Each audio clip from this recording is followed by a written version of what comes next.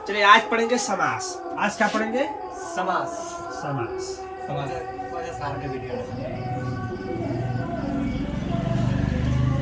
देखिए, आपको हिंदी ग्रामर में हो या संस्कृत ग्रामर में हो, समास में एक अंतर है, वो अंतर है भेद। अगर आपको पूछेगा संस्कृत में समास के कितने भेद हैं, तो इसमें भेद अलग हो जाता है।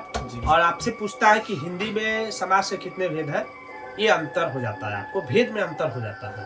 लेकिन अभी जो हम पढ़ेंगे समास, वह हिंदी ग्रामर में हो या संस्कृत ग्रामर में, 8 नंबर निश्चित है। 4 नंबर आपको हिंदी ग्रामर में और 4 नंबर आपको संस्कृत ग्रामर में। आपको अलग से समास पढ़ने की आवश्यकता नहीं पड़ेगी। तो सबसे पहले देख लेते हैं कि समास किसे कहते हैं। सबसे पहले आपसे कोई पूछेगा कि समास किसे कहते हैं, समास किसे कहते हैं, तो समास देखेंगे संधि में वर्णों का मेल होता है। जबकि समास में आप पढ़ेंगे तो समास में आपको विभक्ति होता है, यानी पद, 2 पद होते हैं। समास में हमेशा याद रखेंगे पद होते हैं, 2 पद का मेल होता है। तो याद रखेंगे समास में जब भी होगा 2 पद होंगे। कितने पद होंगे? 2 पद। तो जब 2 पद अपने अपने विभक्ति चिन्ह को छोड़कर आपस में मिलता है तो उसे हम समास कहते हैं। जब 2 पद अपने अपने विभक्ति चिन्ह को छोड़कर आपस में मिलते हैं उसे समास कहते हैं। जब भी आपसे कोई पूछेगा कि समास किसे कहते हैं, तो याद रखिएगा 2 पद, 2 या 2 से अधिक पद जब आपस में मिलते हैं। तो याद रखिए, जैसे मान लीजिए कि एक है विद्या, ये पहला पद है और दूसरा है आलय। तो जब 2 पद अपने अपने विभक्ति चिन्ह को छोड़कर आपस में मिलता है तो उसे हम समास कहते हैं। अब सबसे पहले ये समझ लेते हैं कि समास में किस तरह के प्रश्न पूछेंगे। एक प्रश्न आपका पूछेगा भेद से, एक प्रश्न आपसे पूछेगा नामकरण से, एक प्रश्न आपका पूछेगा पहचान से, और एक चीज पूछेगा समास विग्रह से। समास विग्रह से यानी 4 से 5 नंबर पूछे जाएंगे समास में, और 4 और 5 नंबर जो आपको मिलेंगे अलग अलग तरीकों से देखने को मिलेगा। तो हम अभी पढ़ेंगे संस्कृत ग्रामर में समास। जैसे कि अभी हमने बताया समास किसे कहते हैं, जब 2 पद अपने अपने विभक्ति चिन्ह को छोड़कर आपस में मिलता है उसे समास कहते हैं। अब समास के भेद कितने होते हैं? जब समास का आपका भेद पूछेगा तो याद रखेंगे संस्कृत में समास के 4 भेद होते हैं। संस्कृत में समास के कितने भेद होते हैं? 4। पहला होता है अव्ययी भाव समास, अव्ययी भाव समास। दूसरा का होता है तत्पुरुष समास, दूसरा का क्या होता है? तत्पुरुष समास। तीसरा का होता है द्वंद्व समास, और चौथा होता है बहुव्रीहि समास। और आप दोनों में, चारों में देखेंगे तो इसमें भी आपको 2 पद होंगे, इसमें भी आपको 2 पद होंगे, इसमें भी आपको 2 पद होंगे, इसमें भी आपको 2 पद होंगे, या 2 या 2 से अधिक पद होंगे। तो इसका अगर आपको परिभाषा याद रखना है तो आप याद रखिएगा 4 समास है। आपको सबसे पहले याद रखना है कि अव्ययी भाव समास किसे कहते हैं, तत्पुरुष समास किसे कहते हैं, द्वंद्व समास किसे कहते हैं, और फिर आप बहुव्रीहि समास किसे कहते हैं। तो याद रखेंगे जिस समासिक शब्द का पहला पद प्रधान हो, इसमें होता है पहला पद प्रधान, इसमें होता है पहला पद प्रधान, इसमें होता है दूसरा पद प्रधान, इसमें क्या होता है? दूसरा पद प्रधान होता है। तत्पुरुष समास में दूसरा पद प्रधान होता है, अव्ययी भाव समास में पहला पद प्रधान होता है। जबकि द्वंद्व समास में आप पढ़ेंगे दोनों पद प्रधान होता है, दोनों पद क्या होता है? प्रधान होता है। और बहुव्रीहि समास में जब आप पढ़ेंगे तो इसमें कोई पद प्रधान नहीं होता है, अन्य पद की प्रधानता होती है। तो इसमें अन्य पद की प्रधानता होती है, अन्य पद की क्या होती है? प्रधानता होती है। तो इससे ऑब्जेक्टिव पूछेगा किस समास का पहला पद प्रधान होता है, तो याद रखिएगा अव्ययी भाव समास का पहला पद प्रधान होता है। पूछेगा किस समास का दूसरा पद प्रधान होता है, तो याद रखेंगे तत्पुरुष समास का दूसरा पद प्रधान होता है। पूछेगा किस समास का दोनों पद प्रधान होता है, तो आप याद रखेंगे द्वंद्व समास का दोनों पद प्रधान होता है। और फिर आपसे पूछेगा किस समास का कोई पद प्रधान नहीं होता है, अन्य पद की प्रधानता होती है, तो बहुव्रीहि समास। तो याद रखेंगे पहला पद प्रधान अव्ययी भाव, दूसरा पद प्रधान तत्पुरुष समास, दोनों पद प्रधान द्वंद्व समास, और कोई पद प्रधान नहीं अन्य पद की प्रधानता हो उसको कहते हैं बहुव्रीहि समास। अब तत्पुरुष समास को भेद पढ़ेंगे तो तत्पुरुष समास के 3 भेद होते हैं। संस्कृत व्याकरण में समास जब पढ़ेंगे तो तत्पुरुष समास के 3 भेद होते हैं, 3 भेद। लेकिन जब आप हिंदी व्याकरण में पढ़ते हैं तो डायरेक्ट रूप से समास के 6 भेद होते हैं। यही अंतर है, हमने शुरू में ही बोल दिया था कि बस भेद में अंतर है, पहचान में, नामकरण में, परिभाषा में किसी तरह का आपको अंतर देखने को नहीं मिलेगा, बस भेद में आपको अंतर देखने को मिलेगा। तो तत्पुरुष समास के 3 भेद होते हैं। कितने भेद होते हैं? 3। कौन कौन? तो पहला याद रखेंगे कर्मधारय, पहला क्या याद रखेंगे? कर्मधारय। दूसरा याद रखेंगे दीर्घु, दूसरा याद रखेंगे दीर्घु, और तीसरा याद रखेंगे नज्ञयी समास। कर्मधारय समास, दीर्घु समास और नज्ञयी समास जो होता है तत्पुरुष समास के 3 भेद होते हैं। अब इसका परिभाषा देख लेते हैं तीनों को।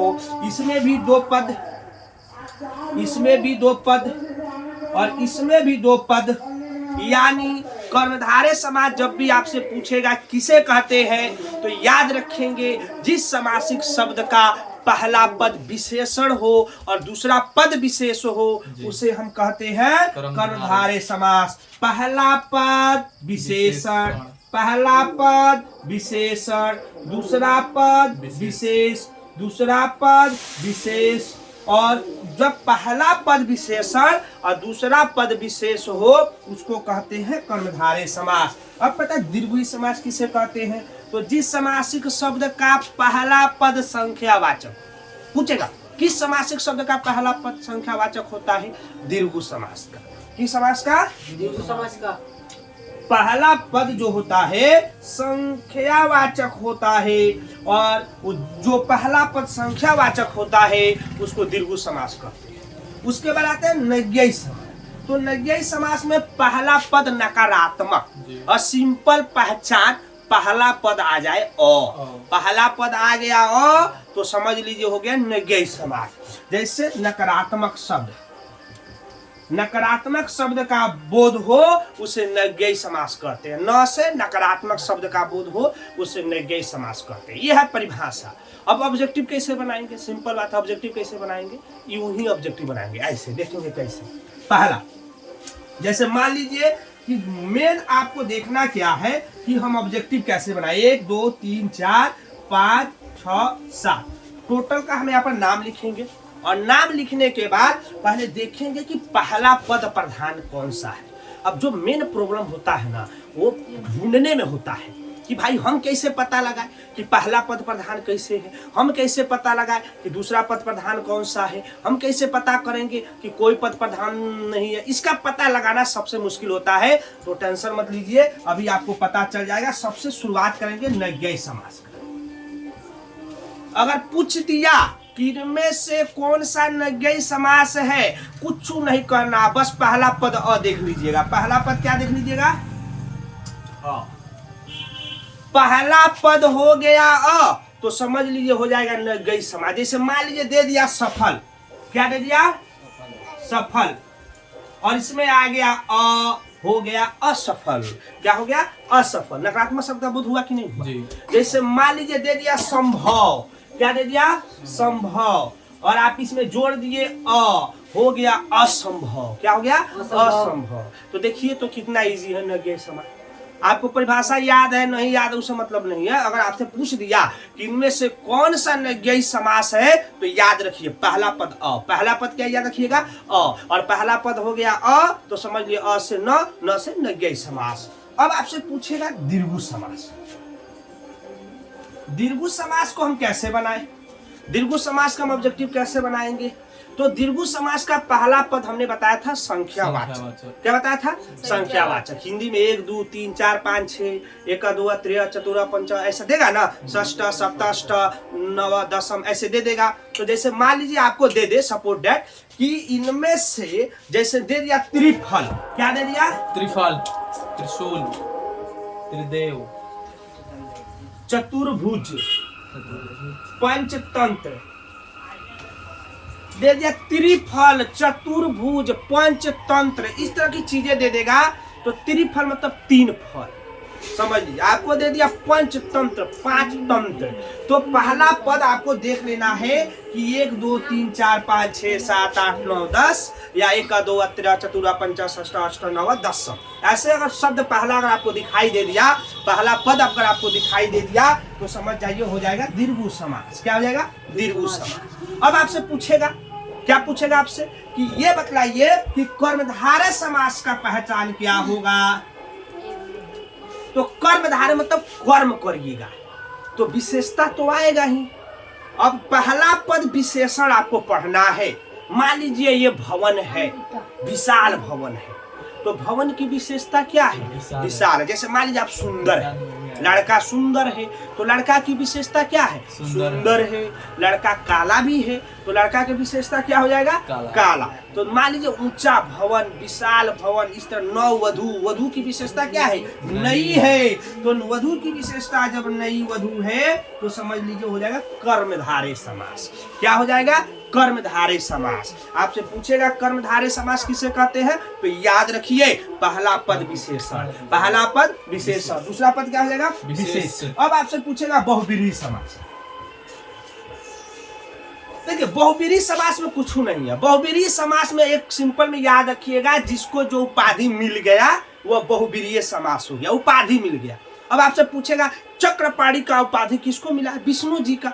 तो चक्रपाणी कौन सा समास हो जाएगा? बहुब्रीहि समास। आपसे पूछ देगा बीड़ा पाणी, बीड़ा धारिणी, ऐसे पूछ देगा ना, तो कौन सा हो जाएगा? बीड़ा धारिणी, सरस्वती माता। आपसे अगर पूछ दिया कि सपोर्ट वाले श्वेतांबर, श्वेत वस्त्र धारण करने वाले, कौन सा समास हो जाएगा? वो आपका हो जाएगा, याद रखेंगे, बहुब्रीहि समास। आपको पूछे गदाधारी, तो कौन सा समास हो जाएगा? बहुब्रीहि समास। तो उपाधि याद रखेंगे। इसमें क्या याद रखेंगे? उपाधि। अब आपसे आता है द्वंद्व समास। दो नाम अगर आपको दिखाई दे दिया तो समझ जाइए द्वंद्व समास।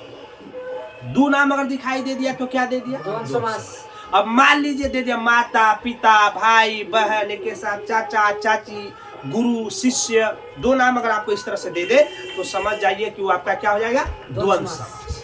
अब जो मेन चीजें है वह है तत्पुरुष समास में और अव्ययी भाव समास में। यहाँ पर हम फंस जाते हैं। बहुत ऐसे बच्चे को लगता है कि तत्पुरुष समास समझ में नहीं आता है, अव्ययी भाव समास का पहला पद समझ में नहीं आता है, तत्पुरुष समास का दूसरा पद समझ में नहीं आता है। तो सिंपल ट्रिक 80% काम करेगा, आपको समझ में आए या ना आए। 80% याद रखिएगा कि अगर पहला पद उपसर्ग दिखाई दे दिया, उपसर्ग पढ़े है ना, 22 उपसर्ग है। आपको जब हम उपसर्ग पढ़ाएंगे तो उपसर्ग पढ़ाने के बाद आपका पूरा का पूरा अव्ययी भाव समास क्या हो जाएगा? कंप्लीट हो जाएगा। 22 उपसर्ग है। जब पहला पद अगर आपको उपसर्ग दिखाई दे दिया तो समझ जाइए कि वह आपका अव्ययी भाव समास होगा। जैसे दे दिया यथासंभव, क्या दे देगा? यथासंभव। आपको दे दिया प्रतिदिन, क्या दे दिया? प्रतिदिन। तो इसमें यथा जो प्रति शब्द है आप याद रखेंगे उपसर्ग है। क्या है? उपसर्ग है। ऐसे खुद दे देगा उपसर्ग। उपसर्ग कौन सा समास है? तो उप में उप क्या है? खुद उपसर्ग है। तो ये क्या हो जाएगा आपका? अव्ययी भाव समास हो जाएगा। अब आइए तत्पुरुष समास। तत्पुरुष समास में 6-7 रूल्स पढ़ना है। 6-7 रूल्स अब समय है नहीं कि बच्चे पढ़ेंगे। तो आपको सिंपल तरीका क्या होना चाहिए तत्पुरुष समास में? संज्ञा ढूंढिएगा। संज्ञा शुरू में अगर नाम मिल गया उसके बाद कुछ भी मिल गया, जैसे मान लीजिए राज, राज में जोड़ दीजिए कुमार, हो गया राजकुमार। तो राज के बाद आया कुमार तो हो जाएगा तत्पुरुष समास। जैसे मान लीजिए नाम दे दिया देव और देव के साथ चढ़ा दिया क्या? पूजा, देव पूजा, तो क्या हो जाएगा? तत्पुरुष समास हो जाएगा। जैसे मान लीजिए दे दिएगा दुर्गा पूजा, अभी दे देगा दुर्गा पूजा, कौन सा समास है? तो दुर्गा नाम है और पूजा आपको बाद में आया, तो आपका क्या हो जाएगा? तत्पुरुष समास हो जाएगा। तो इस तरह से करके आपको दे देगा भूत, बाद में दे देगा बलि, भूत बलि, तो भूत नाम है, बाद में आ गया बलि, तो तत्पुरुष समास में कुछ नहीं करना है। एग्जाम्पल में जाइएगा 80% कुछ रूल्स ऐसे हैं जो आपको तत्पुरुष समास में विचलित भी करेगा तो कोनो काम नहीं करेगा। आप नाम याद रखिएगा, नाम के बाद अगर बाद में कुछ भी आ जाएगा तो समझ जाइए तत्पुरुष समास है। अब एक और पहचान क्या? प्रत्यय। जिस नाम के बाद अगर कोई प्रत्यय लग जाता है, अंत में अगर आपको प्रत्यय दिखाई दे दिया तो समझ जाइए तत्पुरुष समास है।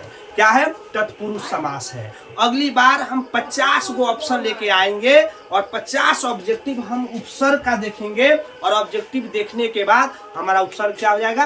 कंप्लीट हो जाएगा। उम्मीद है कि आप इस समास को पसंद करेंगे और कम से कम लाइक तो जरूर करें देखने के बाद। धन्यवाद। जय मां दुर्गे।